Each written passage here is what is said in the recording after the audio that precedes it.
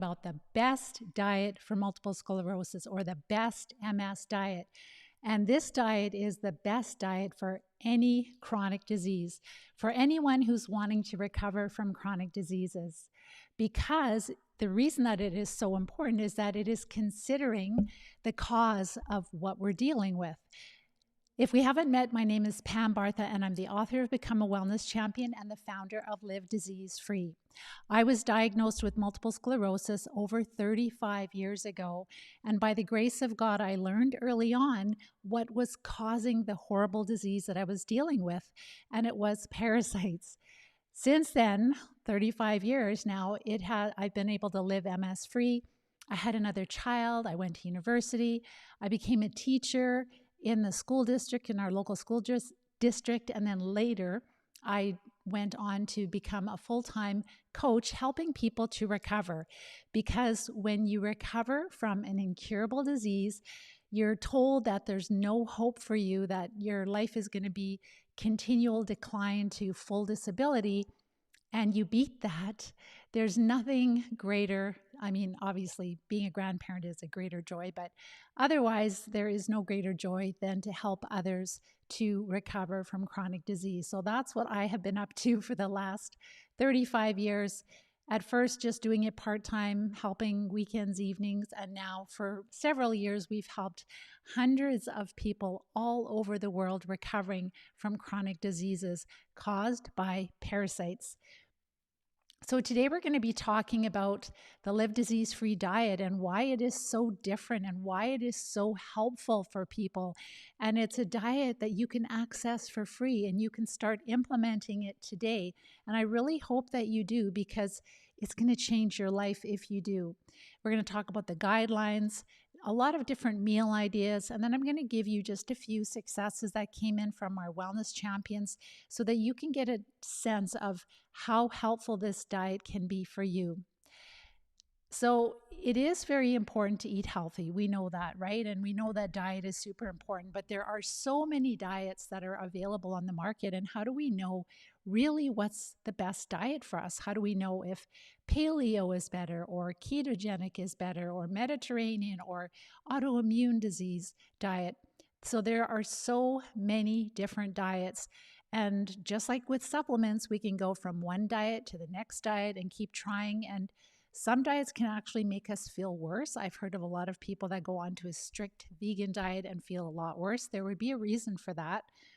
And for most of us, we really feel that diet is going to be our answer. And the right diet is helpful if we consider what's causing our symptoms, but diet alone is not enough if we want to recover from chronic diseases. It requires us to treat the cause also. So before we move on, it's really important to define what a parasite is. A parasite is any microbe. It has to be a living microbe. So viruses are not living, but it could be any living microbe that lives in our body and causes us harm. So that could be something like fungi or bacteria or protists or worms. Those are the four major categories of different types of parasites. So they live in our body. First of all, they're living. They live in our body and they cause us harm. They can cause nutritional deficiencies.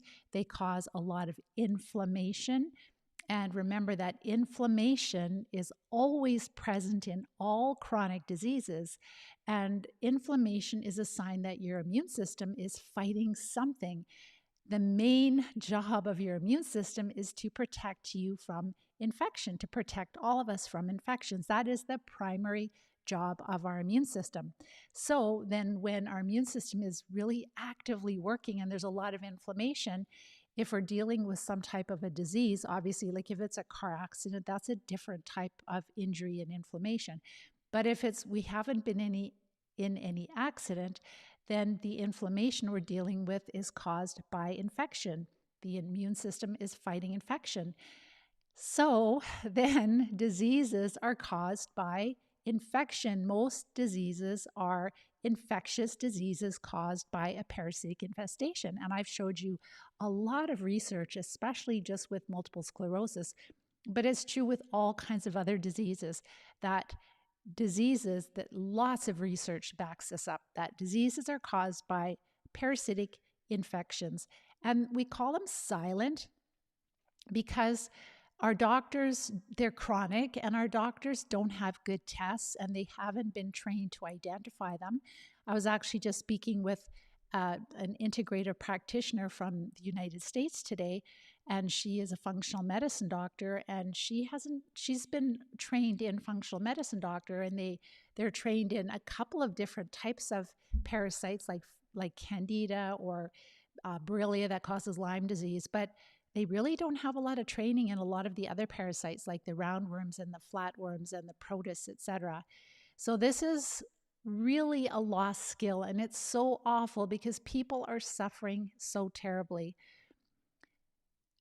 So therefore, it's really important again that we stress that parasites cause disease. And if you follow us, you know that we share a lot of research, or I share a lot of research. Make sure to check out our blog posts on livediseasefree.com. You can just look at the topics and then click on the topic that interests you. You'll see my notes there, so you can just scan through them quickly, or you can listen to the video. There's always a little bit more information in the video. You can listen to it while you're driving, while you're going for a walk, while you're making supper, etc. And it's a really educational blog area because you're going to find articles that will really teach you a lot about health and about why we become sick and a lot about the parasites. So as we talk about the best diet for multiple sclerosis and for other chronic diseases, it's really important that we know that diet is not enough to give us the highest quality of life. It's really important. It is the first step in our recovery, and we're going to talk about the Live Disease-Free diet and why that is so important. So let's talk about the Live Disease-Free diet guidelines, for example. So the Live Disease-Free diet is a diet that is low carb. It is lower carb than paleo, but it is higher carb than ketogenic diet. So we're not measuring ketones. We're not worried about ketones. We are just getting the total grams of carbs into a target zone of less than 50 total grams of carbs. So total, not net, grams of carbs. And the sweet spot seems to be more in the 30 total grams of carbs. So if you can get your carbs down low enough, down to that 30 total grams of carbs, you can start to notice symptom improvements as far as less inflammation, which we call natural immune modulation. We're allowing the immune system, we're taking some pressure off the immune system, which is so important.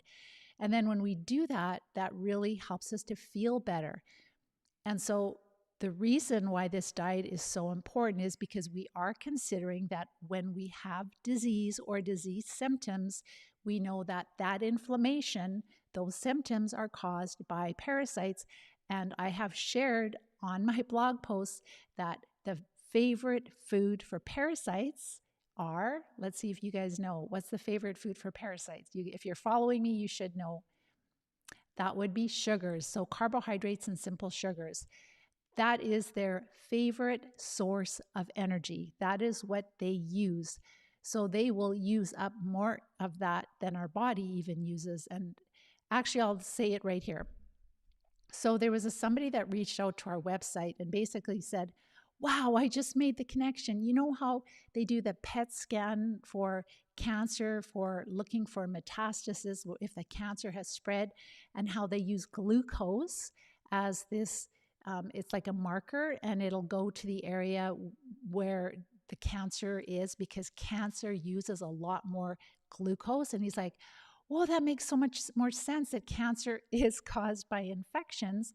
And that's why this radioactive or radio labeled glucose is used up more in the areas where cancer is, because these infections, they really eat a lot of glucose or use a lot of glucose for their energy source. And they're able to pick that up. And that's a diagnostic tool for cancer. And cancer, yes, is an infectious disease caused by various different types of parasites. And they love glucose. They love sugars. I did another blog post on that, and it is very, very popular. So it's so interesting. And actually, if you look for like TED Talks on YouTube, you'll see that there are doctors talking about how sugar feeds cancer. Cancer loves sugar. Parasites love sugar. Cancer or parasite drugs treat cancer. And a lot of the old parasite drugs, they want to repurpose them as chemotherapy treatments for cancer, which is crazy. So the more you dig into this topic, the more that you see the connection between all chronic diseases are caused by parasites and how sugar and carbohydrates are their favorite food. So that's why this diet is so incredibly important. So again, we're getting the total grams of carbs down to around 30. If you go down to 30, you'll feel a lot better. You can measure this on a free app on your phone. It's called the Chronometer. We have all of these guidelines that I'm sharing with you on our website, livediseasefree.com, under research. So the guidelines, let's go over to the guidelines for a moment. There we go, right there.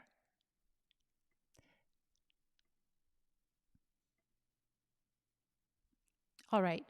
Before I do the guidelines, I'm going to do the cheat sheet. So there is a cheat sheet that you can find on livediseasefree.com under research, and then look for the Live Disease Free Diet Guidelines. And on that page, you'll see a link to the cheat sheet, and I'm just going to read off of there. So there are different food groups that we're considering, food groups that are allowed, and food groups that we're excluding, that we're avoiding. And this is all to get ready to treat parasites, because the more symptom improvements we can have before we start treating, the easier we'll handle the treatments, and the quicker we can treat, the more aggressively we can treat, and the quicker we can heal. So sugar, obviously, absolutely no sugars, no sweeteners. It doesn't matter if it's honey or if it's organic sugar or if it's agave syrup. Actually, agave syrup has been known to feed parasites even more so. So all sugars, all natural sweeteners are avoided. Well, what about stevia? Can I have stevia? Nope, we're getting rid of all sweeteners. And the reason that we want to not have stevia is because we want to get rid of our sweet tooth. We know that if we continue with our sweet tooth, we will be tempted in the future, and we will not be able to resist falling back into old, terrible habits.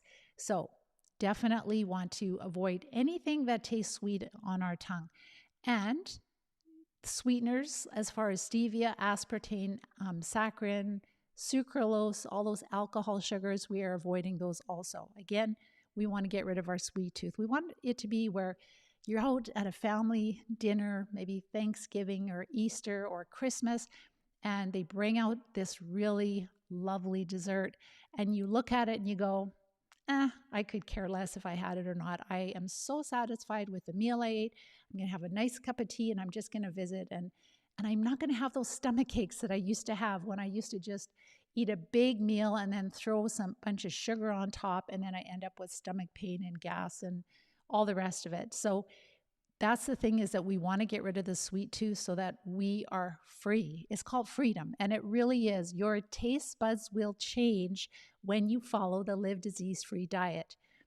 So with respect to fruit, we really limit the fruit as we are getting ready to treat. So as we're following the Live Disease-Free diet, we're having a very small serving of certain fruits 30 minutes before breakfast so that it can digest completely, not ferment when it's mixed with other foods. So that would be like a half a green apple, a smaller one, or half a kiwi or a small kiwi, maybe a quarter cup of blueberries. So not a half a cup, like an eighth of a cup or a quarter of a cup.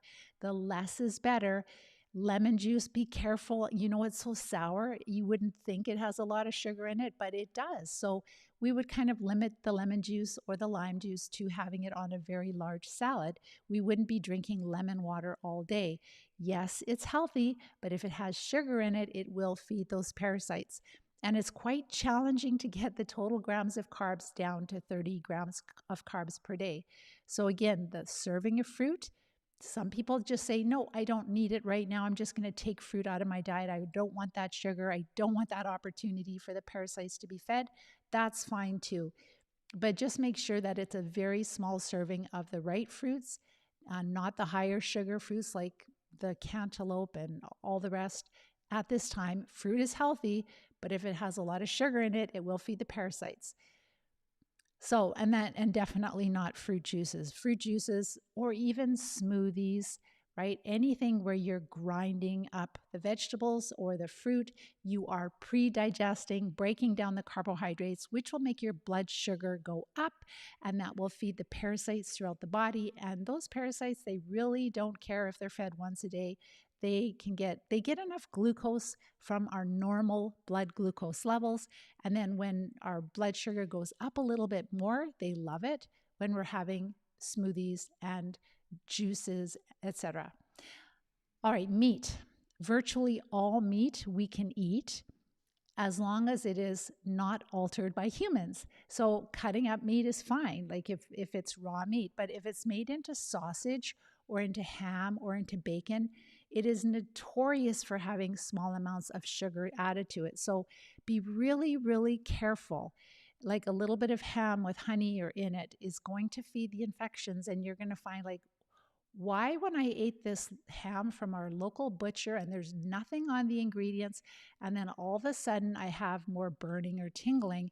It's because very often they will add a little tiny bit of honey or some kind of sweetener to make it taste good, what people like, and that will be enough to trigger your symptoms. I know it's ridiculous, but that is the case. So meats, any kind of, so you can have pork, like some people like pork, some people can't eat pork for religious reasons. So whatever, if you can eat it, go ahead and eat it. If you don't want to eat it, you don't have to if you don't like it. I'm not a huge pork fan. I prefer beef and chicken, and I love turkey. So any of those, lamb is fine. Any of those meats are fine as long as they are not altered by humans. So even when they take chicken breasts and they soak them in a brine, I would not eat that because you just don't know what's in their ingredients. And then as far as, so, and like avoid breaded meats, of course, and any kind of processed meats. Eggs, they're absolutely fine if you're not allergic to them. So there are some diets where you're not allowed to eat eggs, and I don't agree with that because a lot of us do tolerate eggs, and they're a wonderful source of protein. So if you believe that you're allergic to them, then avoid them. You could be allergic to any other food because of leaky gut. So avoid what you're sensitive to. But if you don't feel you're sensitive to it, it doesn't make you feel bad, then eat eggs. They're wonderful. And then butter is great. That's fine. That is the only dairy that we will have. We won't have any other yogurt or kefirs or any other type of milk, but from dairy. We would avoid all of that.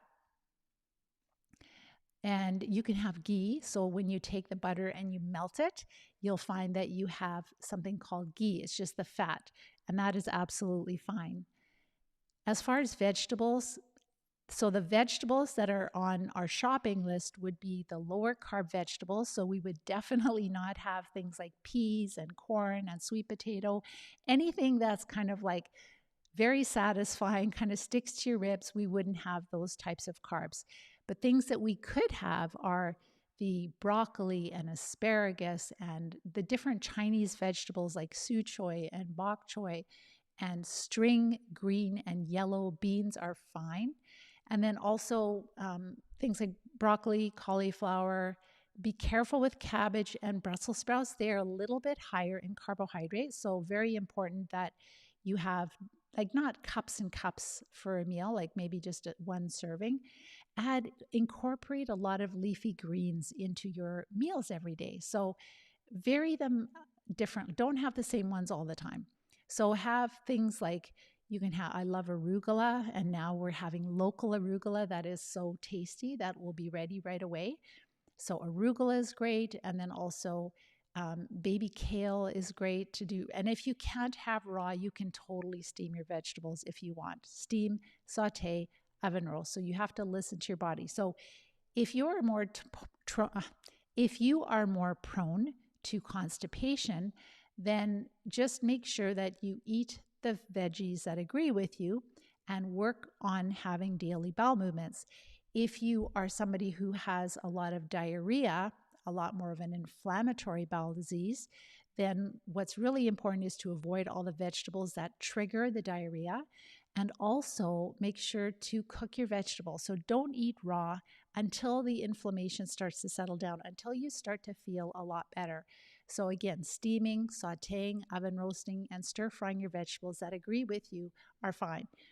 So there are lots of greens. There's different lettuces like romaine and green leaf lettuce, and there's uh, the arugula and kale. Some people like collards. So there's lots of variety of the different leafy greens that you can have. Spinach is another one.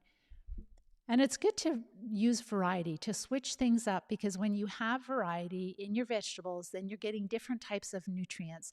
Try to find vegetables that are grown locally from local farms that are vine ripened. So you're getting them. They were maybe picked a day or two before you purchase them, instead of the vegetables that are coming from large commercial farms all over the world that have been in transport for 2 weeks or so. Really important to avoid those types of vegetables if you can. In the winter in Canada, that's what we have to rely on, unfortunately. But if you can now at this time of year, look for local farms. Even farmers markets are fine, but they're usually a little bit more expensive. So go to the local farms and get your vegetables. I just go once a week and I really load up so that we have enough vegetables for the week. Beverages, water, drink water. It's so amazing. And if you are socializing with people, then make sure to have bring a little tea bag with you, like a herbal tea that you really like. So there are many different types of teas that are wonderful, that are naturally caffeine free. They're not decaffeinated, but they are naturally caffeine free. The reason that's so important is because caffeine will stimulate us, but it will stimulate the parasites also. So we do not want even the smallest amount of caffeine that's found in decaffeinated beverages. That's not good. We do not want to make the parasites active. We want to make them as quiet as possible. So very important that we're having naturally caffeine-free teas. So that could be things like peppermint or spearmint or rooibos teas or lemon ginger. There's sleepy time tea. There's so many different types of teas that are really, really flavorful that you can have that are absolutely fine. And then as far as, decaffeinated coffee, we would avoid that. And decaffeinated teas, we would definitely avoid. If you're visiting with friends, you can have sparkling water. There are a lot of different sparkling waters. A lot of them, I don't know how natural their flavors are. They can, like when I was back in university and we made all of these different flavors and smells of like banana and pineapple, and they were just chemicals, and they would use carbon. And so they might call that natural because carbon is found in living things. But that doesn't mean that it's healthy for you. So there's LaCroix, there's Bubbly, there's many other brands, and there is no sweetener in them. They just have an essence of a flavor, but it's usually not from that fruit, not from the strawberry or the blueberry. It's usually made in a lab. So that is something you can have on occasion. It's probably not going to be the worst. I personally like San Pellegrino or Perrier with a splash of lemon or lime in it. To me, that tastes the most natural and it tastes the sweetest. With respect to vegetables, we're going to talk about what I eat for breakfast, dinner, and supper. But with respect to salads, I personally love the most is just fresh lemon or lime juice squirted on my salad and some extra virgin olive oil. That's what I never get sick of. There are lots of other salad dressings, but we would avoid vinegars. They're avoided on candida diets and on parasite diets. Apple cider vinegar is the only vinegar that is really accepted on any of these types of diets. Yeast products, we would avoid all yeast, like brewer's yeast, baker's yeast, all of that. Nuts and seeds, we talked about the vinegar. Apple cider vinegar is the only one. And then as far as nuts and seeds, you have to be really careful here. A lot of students, they will just say, well, I can't control myself with nuts and seeds, so I'm just not going to eat any. I'm just going to take that out of my diet. And that's a safer route to go. If you have a very small handful once or twice a day before supper, like maybe morning and afternoon, or just once a day, and you're really improving a lot on the diet, then it's probably fine. But if you're having nuts and seeds and you're not improving and you know you're probably eating a little bit more than you should, then stop eating all the nuts and seeds and see if it makes a difference, and it probably will. Nut butters, we would avoid all nut butters. They're notorious for having small amounts of sweetener added, and that will make it so that you're not noticing any symptom improvements. Fermented foods, we would definitely avoid all fermented foods except for raw sauerkraut. Start with small amounts, like a half a teaspoon.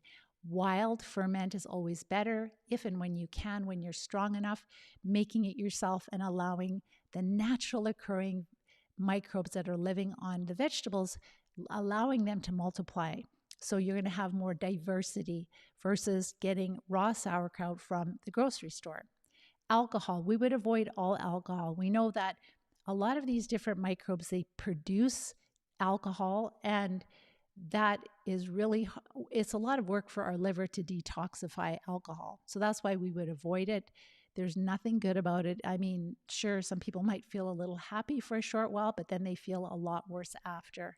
So all alcohol is avoided. And then fermented foods, the only fermented food that we would use in the Live Disease-Free diet, and this is getting ready to treat, would be the raw sauerkraut. We would avoid kimchi and kombucha and kefirs, yogurts, all of that we would avoid because of the presence of natural yeast and other microbes that we shouldn't have. All right, let's talk about the Live Disease-Free guidelines. So our target is we want to be working up to 9 to 13 servings of vegetables per day. And you might wonder, well, what is a serving? Well, it works out to about 3 platefuls of vegetables per day. So your plates are going to be quite full, like not just like a little tiny serving, a couple of servings, but a plate full. So you're going to have to get used to chewing your food and just visiting with people while you're eating, but you are going to be chewing a lot more than just eating a quick sandwich because the vegetables have less calories. And so you need to eat more. But you also have to add enough healthy fat. So at least 4 tablespoons of healthy fat with each meal. You might need more. There's a great recipe that we have. It's called, I think it's Lisa's mayonnaise recipe. You can make a spicy mayo. You can make a vegetable dip. You can make a Caesar salad dressing. You can do all kinds of things with this recipe. And it just brings in more fat calories so that you're feeling a lot better.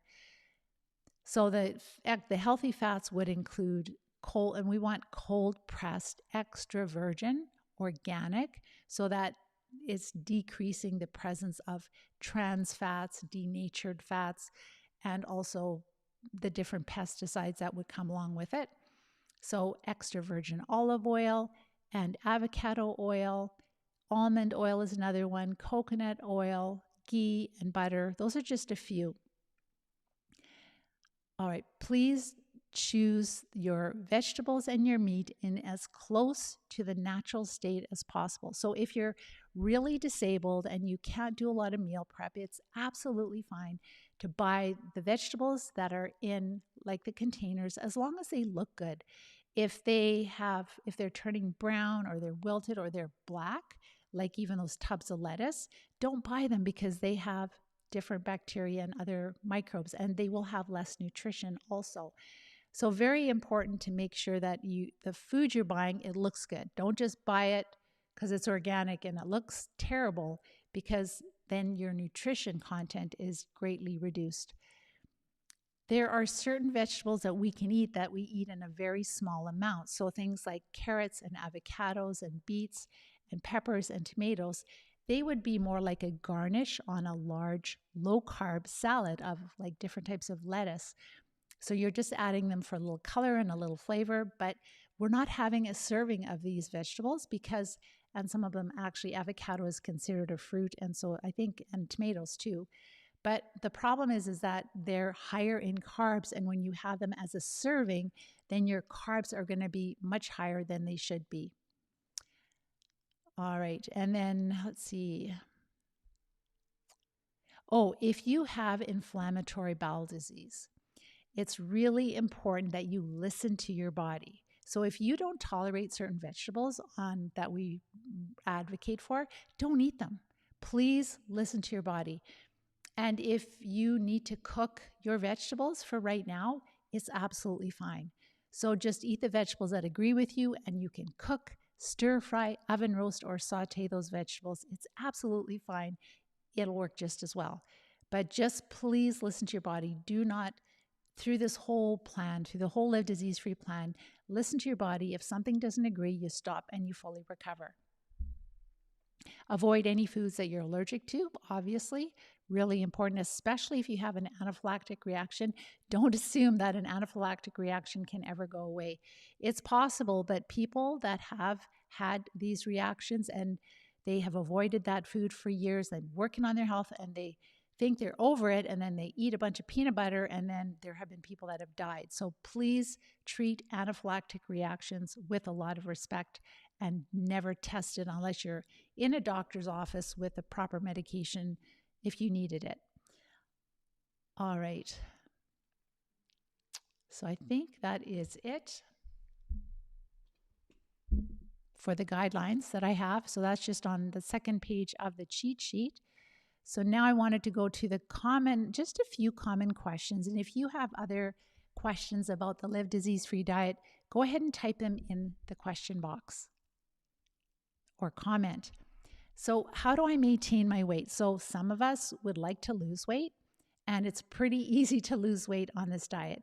So if you just eat 3 meals a day, maybe you're not eating all the snacks, make sure to have some healthy fat, but maybe not 4 tablespoons, maybe just a couple. It's easy to lose weight, and you'll feel very satisfied. So people have reported to me of losing 35 pounds a month, approximately 30 to 35 pounds a month, and feeling very satisfied, feeling not like they're starving or they're, being restricted on eating good food. So, but if you don't want to lose weight like me, then you have to definitely eat more. You have to eat when you're not hungry. Isn't that weird? But when you follow this diet, having the animal protein and the fat with every meal, it makes you feel very satisfied, and you'll have to eat even when you are not really hungry. What about decaffeinated coffee or tea? Like if I'm having decaffeinated, well, decaffeinated still contains some caffeine, and these parasites are often microscopic. We can't even see them with our eye. So having decaffeinated coffee or tea is definitely going to stimulate them, make them more active, and we don't want them being more active and producing more poisons. So going back to the how to maintain my weight, what it's all about is making sure that you are eating enough calories. If you're not having enough calories, then you will lose weight. So as we decrease the calories from our carbohydrates, we have to increase the calories from fat. All right. And so we're kind of shifting our body to be more of a fat burner versus a sugar burner. So somebody was asking, if I follow a vegan diet and I don't eat animal products, am I going to be able to follow the Live Disease-Free diet? So I'm not against the vegan diet if you follow it properly and if you make sure to supplement with certain things so that you're not deficient. But the vegan diet is really, really high in natural sugars and carbohydrates, and even the complex carbohydrates will break down to sugar. So it's the perfect food for the parasites. And honestly, if people have a parasitic infestation, the vegan diet makes them feel worse. So I personally don't recommend it. There are people that are vegetarian that follow the Live Disease-Free plan, but they still might have some eggs, they might have some fish, some of them will have some chicken. They feel a lot better when they have the complete protein. So it's really, really important to have complete protein. And I especially don't advocate for these fruitarian diets. Yes, fruit is so delicious, but to have your blood sugar going up and down that much every few hours is really bad for it. it definitely does not, it's not health promoting, that's for sure. All right. And can we fast? So some people were asking about intermittent fasting. So when you're following this diet and you're not eating the 3 meals a day and 2 snacks a day, you're kind of cramming all your calories into 1 or 2 meals a day. And it's really hard to get enough calories eating once or twice a day with low carb vegetables and meat. So we would not recommend that on this diet because you'll find that you're just losing a lot of weight and that you just don't feel well if you're losing all that weight. And just, yeah, so it is just not going to, it's impossible to get all the essential amino acids when you're only eating fruit and carbs and you're not having like even the rice, for example. So definitely doesn't work on this diet. Once you're well and you've corrected your microbiome well enough, you can decide if that's something that you want to go to. But I would really recommend to make sure that you have been well for a long period of time, or else if you haven't treated the parasites well enough and then you start eating a bunch of carbs again, you can wake up the beast and have a whole bunch of horrible symptoms. So someone was saying, I have raw vegetables. They don't agree with me. They cause inflammation, inflammatory bowel disease. What do I do? Because I can't eat raw. So I mentioned already that steaming, stir frying, sauteing, and oven roasting your vegetables are absolutely fine. And eat the vegetables that agree with you. All right. So the kind of symptoms that you can experience, improvements in symptoms that you can experience with the Live Disease-Free diet, these are things that our students have reported. Definitely a lot more energy, and mental clarity improves a lot. Bladder function is one of the first symptoms to improve, and that can happen with just a few days, where maybe they were getting up 6 times at night and then all of a sudden they're just getting up once or twice at night. It can be that quick. Their sleep improves then also. Their mood improves. So less depression, less anxiety. Spasticity can also improve. Pain can decrease significantly. Numbness can improve. And the tingling can decrease. More strength. Double vision we've had students that have had huge improvements in double vision. Tinnitus, digestive symptoms improving, balance, heat intolerance improving, and migraines also. Those are just a few of the symptom improvements. I'm going to go over to a few successes that came in. So the first 3 are students that are more in the beginning, in the start of the Live Disease-Free plan, where they're learning the diet and following the diet and starting to support their body and getting ready to treat. So this first student shared, so we have our calls every Tuesday, so that was yesterday, and these are just some reports that came in. Good news yesterday was this was the first day I felt good in a while. I slept well, I had strength and energy. My MS symptoms improved a lot. I think I'm on my way. I can't wait to start treating. So again, how critical this is, like to just by changing your diet to notice these kind of symptom improvements. Amazing. The next student shared, I am doing well on the eating plan and I like it. A few days ago, I had a brief blessing. It was a general feeling that was so good. My thinking was clear and my body pain free. So that's amazing. Diet again. I remember that healthy feeling used to be the way I felt all the time. It has been many years since 1995 when I fell ill. Most certainly, I am hopeful and I am prepared to focus on learning and healing. How amazing is that? So when we start to implement the diet and we're infested with parasites, then all of a sudden we start to get these, like this one student, she's like, oh my gosh, I have this wonderful feeling like I used to feel, but it doesn't maybe necessarily stick around the whole time. It comes and goes a little bit in the first few days, the first week or so. that's because we're just starting to quiet the parasites down. And maybe sometimes we eat a little bit too many grams of carbs because we're learning. We're not doing anything intentional, but we're learning, and it's like, oops. Or maybe we didn't have enough sleep. Maybe we have more stress. Maybe we're more constipated. Whatever the case, we can have a little bit of fluctuations in our symptoms. But just to get that sense, how hopeful is that to kind of feel like you used to feel? It's amazing. The next student shared, the good news is that because I'm doing so well, I am busy with life. The changes that I have made in my diet are really life altering, aren't they? And I don't want to rush to the finish line in this program and go back to old ways. I hope it's okay to take the slow and steady route. And yes, absolutely, it's okay. But the key is that we stick with the plan, we follow the plan. And if you're good for 2 or 3 days and then you just eat a bunch of carbs, you really are undoing all the good you did, because you just get them to be active again. The last student here, or second last student, I just wanted to share. So currently, I am full on with the diet and it's working well for me. I continue to accept the fact that this will be a life change and that it's worth every day when I wake up. I do not have inflammation that I once did 6 weeks ago. What a praise. I also do not have the buzzing in my limbs, the tingling, or the very overwhelming feeling as I have had for 14 plus years of my life with multiple sclerosis. I am off all of the MS medications and I am very happy and freed from this. I see my body renewing itself and changing into an independent body, free of debilitating drugs. How amazing is that?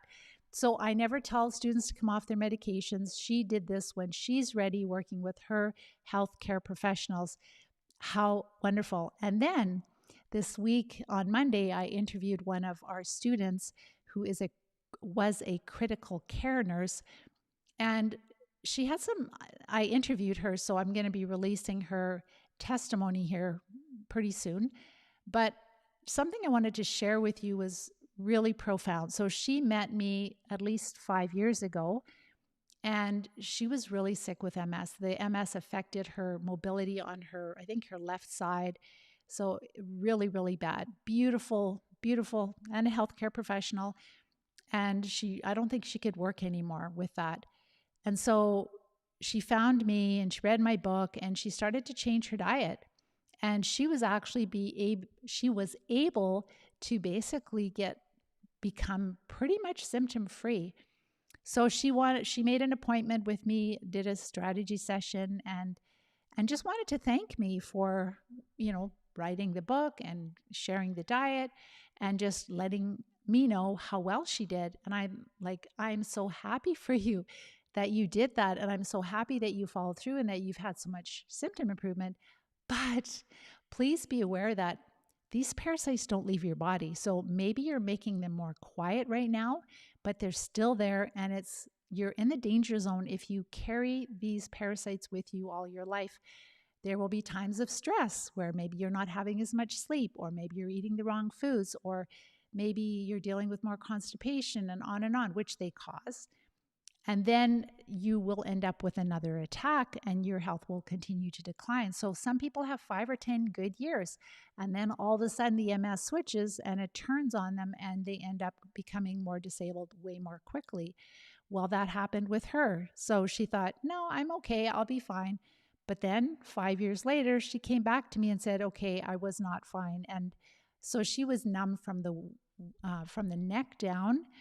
She was blacking out. She had all kinds of neuropathy, all kinds of horrible, horrible symptoms. She felt like she was dying. And she joined the program, and now 3 treatment cycles later, so it's at least 3 months that she's been doing the program, and she's almost symptom-free and looking to go back to work. How amazing is that? And you'll love her story. She was overweight too. And for those of you that, maybe you've been struggling with your weight, just through the diet, like you'll lose weight, but you won't feel restricted and you won't feel like you're deprived. It's just a bonus losing the weight. You're focused on getting healthy, but this is truly the best weight loss diet because you're feeding your body so much nutrition and you're eating regularly, you're keeping your blood sugar level steady, that the weight just comes off if you want it to. And if you're not eating enough healthy fat, and the weight will come off.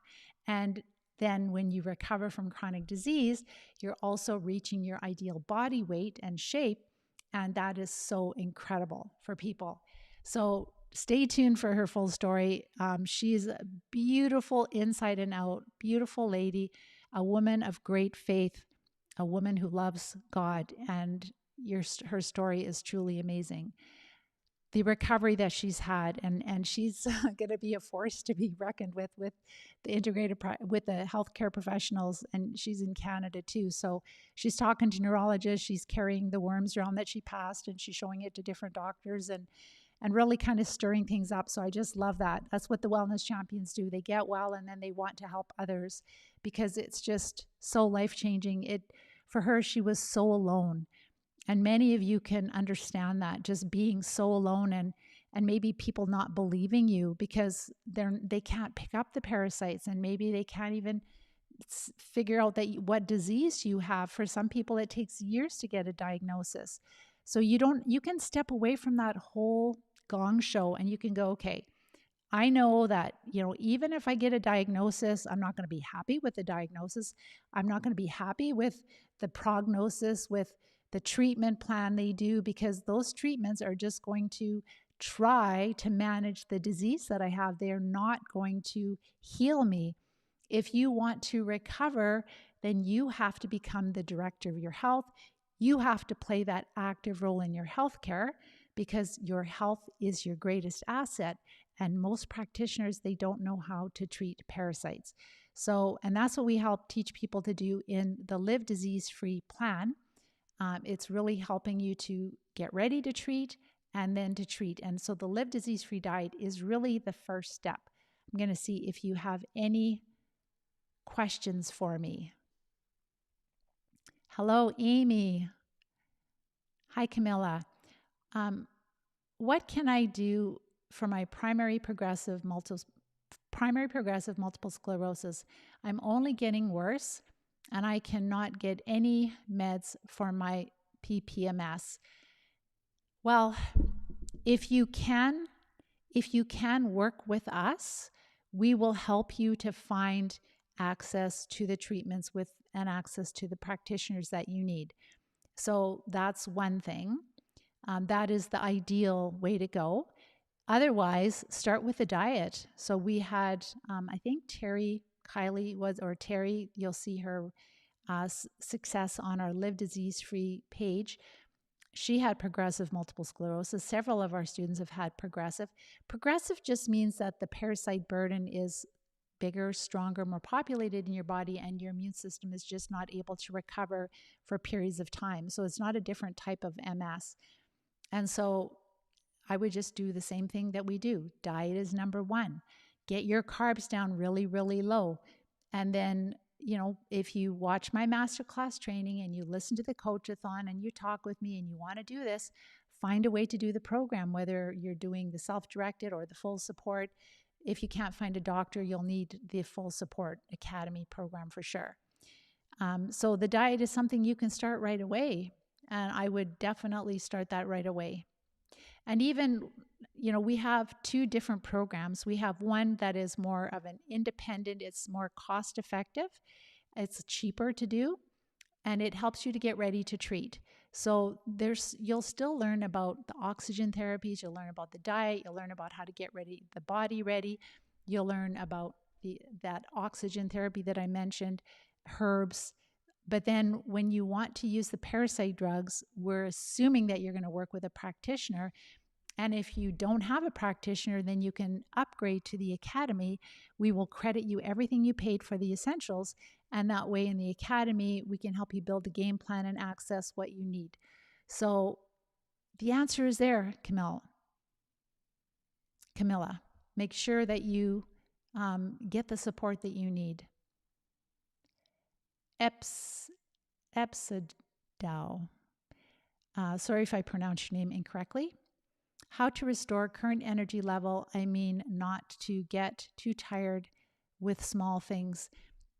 So the parasite load that you have, and sometimes heavy metals too, but especially the parasite load, it really zaps your energy. It really decreases the production of ATP. So number one, starting to make them more quiet so they're not as active will help your energy, and then treating them. Definitely those two things. So Mark, you have hypoglycemia.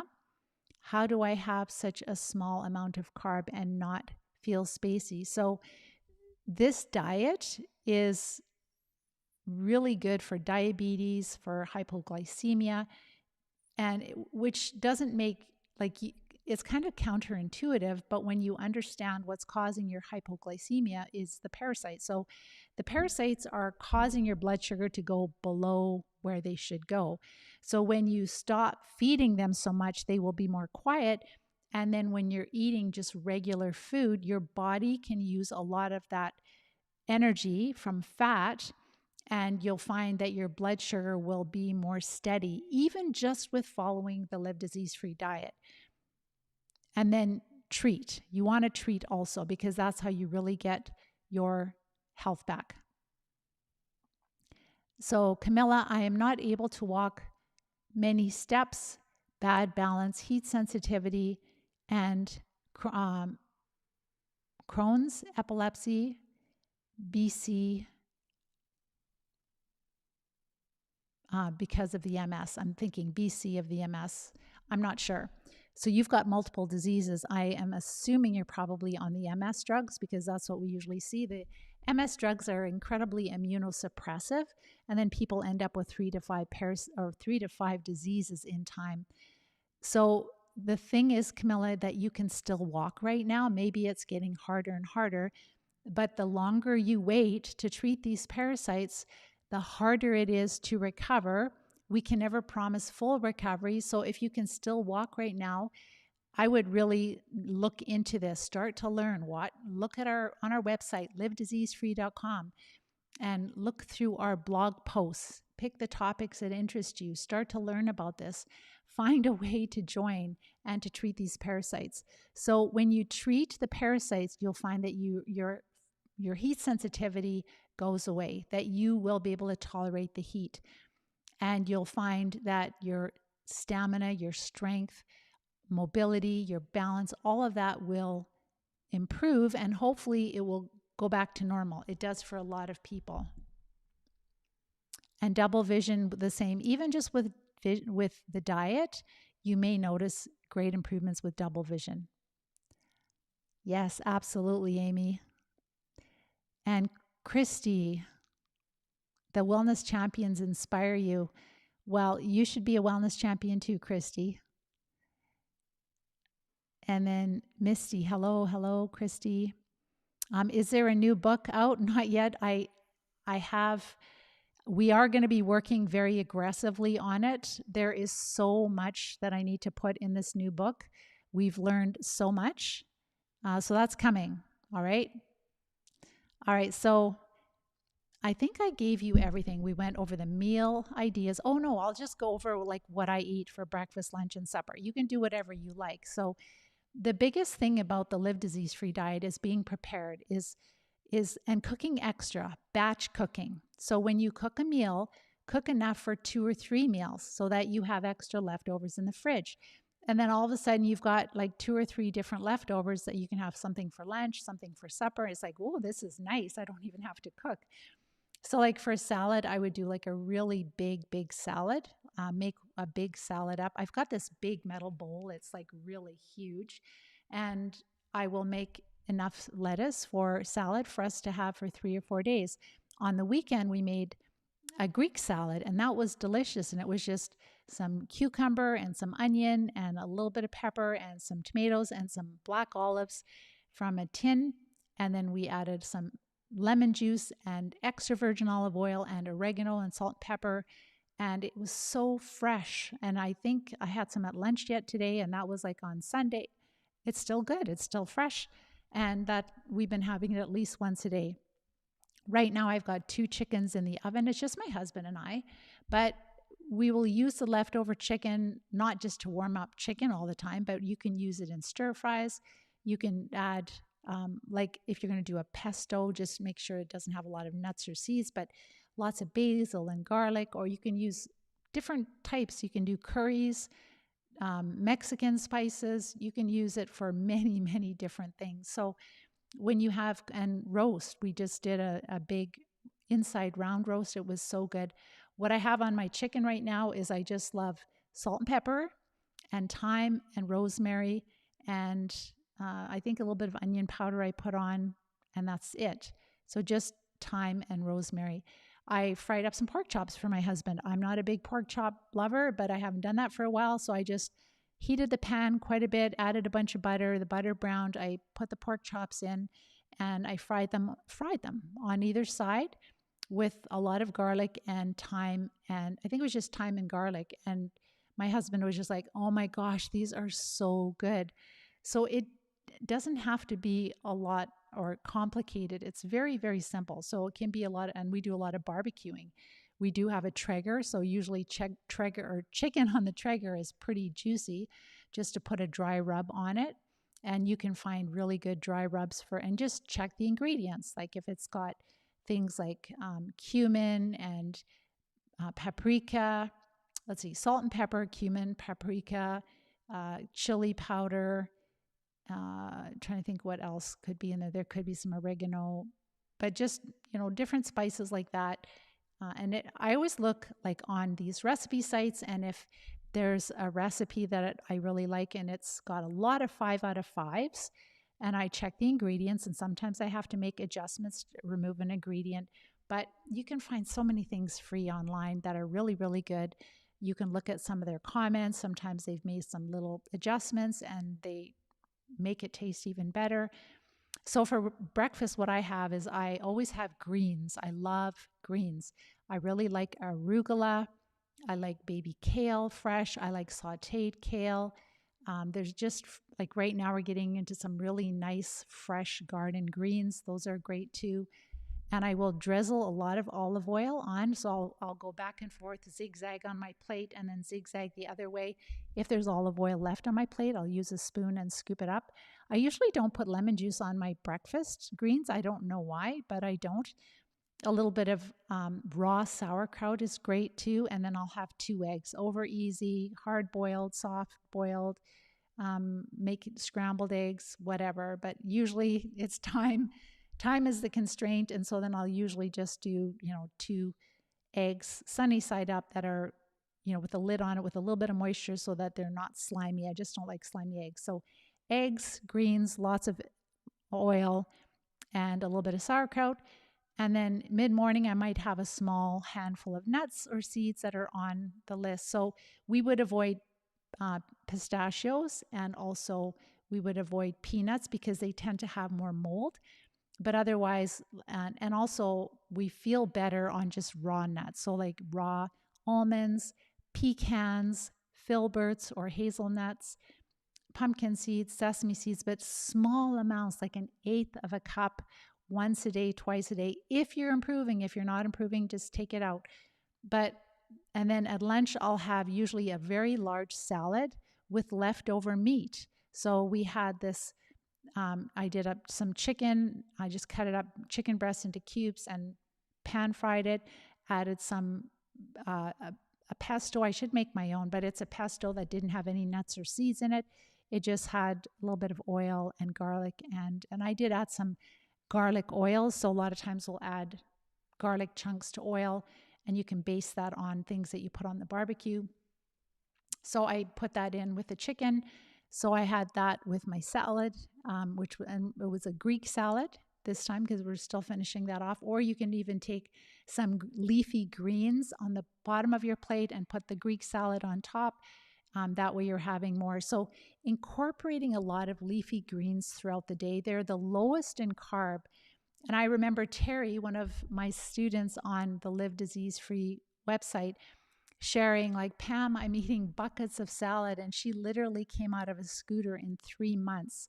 and that was a long time ago. So really amazing what you can do with diet. So again, breakfast, greens with eggs, and then at lunch, I'll have a large salad. But again, for snack in the morning, I'll have a little bit of nuts or seeds. And then in the afternoon, or I could switch this for the morning snack too. The mayonnaise is amazing. And to have that as a dip with different low carb vegetables is really great. It gives you extra fat calories, or again, another very small serving of a different nut or seed. And then supper, I usually do cooked vegetables. So like 2 servings of different types of cooked vegetables. So the asparagus is starting to come in right now, and the green beans, still from other countries. We don't have green beans here, but the asparagus, yes. And cauliflower or broccoli, cabbage and Brussels sprouts, just don't overdo it. If you're making things like cauliflower rice, be very careful, or zucchini noodles, like those kind of things, like we tend to overeat. And just use the Chronometer app and it'll tell you how many grams of carbs. And then if you go, oh my gosh, a cup of cauliflower rice is like 20 grams of carbs, that's like half of my daily intake. So I can't eat that much. I'll be just eating cauliflower and that'll be it for the day, kind of thing. So it's really helpful to check on the Chronometer app because it's following the USDA guidelines. And you don't have to do it every day. It's literally just to help you to, understand the carbohydrate and sugar content in common foods, so that you have this gut feeling that, okay, I better only have like a half a cup of that vegetable. I'm not going to have 2 cups or 3 cups of Brussels sprouts because it's going to be way too many grams of carbs. I'll see if there's any other questions here. Where is my cursor? There it is. All right. How many ounces of meat do we eat in a meal?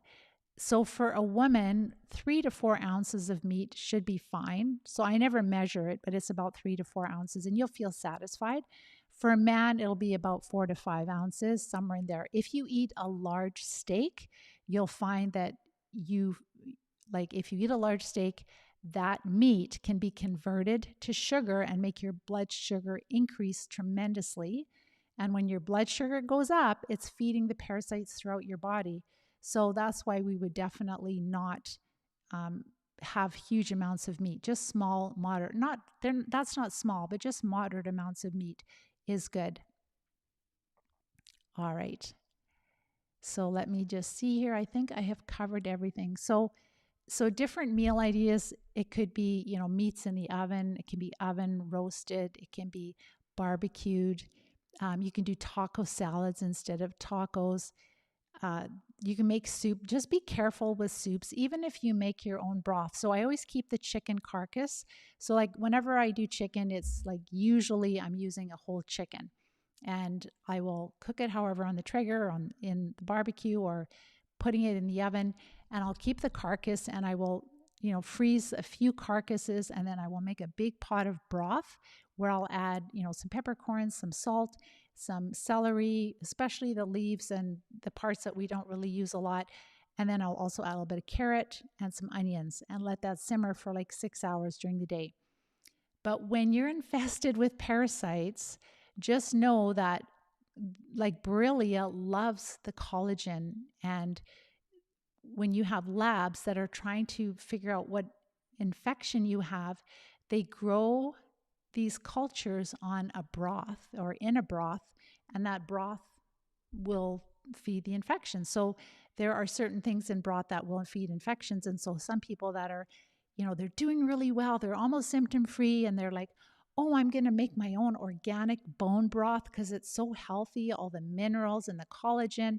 And they start drinking it every day, and then they start getting their neurological symptoms back. So please be very careful. If you're having soup occasionally and you're really improving, you can tolerate it. But if you're having soup regularly and you swear you're following the diet properly, your carbs are low enough, but you're still not improving, take that out. So the bone broth and soups would be iffy when you're in the state of parasitic infestation. The other thing too, avocados. People think that avocados, like, oh, they're so good, they're so high in fat, but they're also high in carbs. So 2 little slices of an avocado on a large salad would be enough. We would not even do a half an avocado in a meal because that will be too many grams of carbs. So there's lots of different meal ideas, again, on our website under livediseasefree.com under research. You will see there that we have meal ideas, we have the cheat sheet, we've got holiday meal ideas. So that will really help you to understand how to eat. And the key is that you should be prepared. You should also make sure that you understand how many total grams of carbs you're actually getting, because if you think, no, I'm low enough, but you haven't checked, you might not be, and then you're not going to notice any symptom improvements. And you could technically even feel worse. If you eat a lot of nuts and seeds, you can feel a lot worse. If you eat a ton of avocado, like a lot of meat, all of these things can make you feel worse. It's all about the parasites. It's all about really understanding what makes them happy and not giving that to them, for sure. Is constipation a result of parasite presence? Yes, it is. And when you treat the parasites well enough, you will no longer have constipation or diarrhea or incontinence or gas or bloating, where you feel like you're pregnant. All of that stuff goes away. So, Amy, I just don't want to go over 30 total grams of carbs or eating the sugar. And that's why you asked about what I meant. Yes, absolutely. All right, I'm going to let you guys go. So I hope that you found this helpful. Again, make sure to get the cheat sheet and the diet guidelines. Start to implement and report back to us. Go to our website and there's a little chat box and let me know if you're implementing and if you're noticing symptom improvements, because we're giving this to you for free. It's like from years and years of experience. This is our gift to you, but we would really like to hear your successes. We really want to hear how well you're doing, because this is why we do this work. It feeds us. It feeds our soul when we hear your successes. And then if you're at that place where you're like, I know I have parasites, but I don't have a practitioner that can help me, then make sure to reach out. Make sure to watch my masterclass training, understand all the steps it takes to recover. And then once you've done that, if you would like to see if it's a good fit for you, then make sure to fill out that form. Look for a congratulations email from us. And then once you have that congratulations email, then you can book a time in my calendar to chat with me to make sure it's a good fit for you. But make sure to watch the coach-a-thon before we meet, because that way you know all the steps in the academy and we can just go to a lot more detailed questions about you, about what's best for you and what kind of questions you have. And otherwise, if you enjoy these live events, all the work I do, the research, please like and share these videos. It really helps this information to get out to a lot of people that are suffering, that are really searching for answers. So with that, I'm going to let you guys go. I hope you have a wonderful week, and we will talk to you next week. Take care and bye-bye for now.